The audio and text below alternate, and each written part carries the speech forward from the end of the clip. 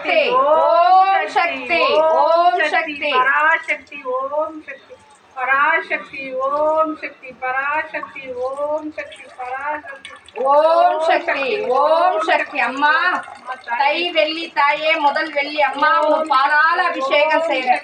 நீ என்னைக்கு இந்த இடத்துல உட்காரணும்மா மூகாம்பிகா, உன் பக்தர்களுடைய வேண்டுதலுக்கு நீ இங்கேயே உட்காரணும்மா.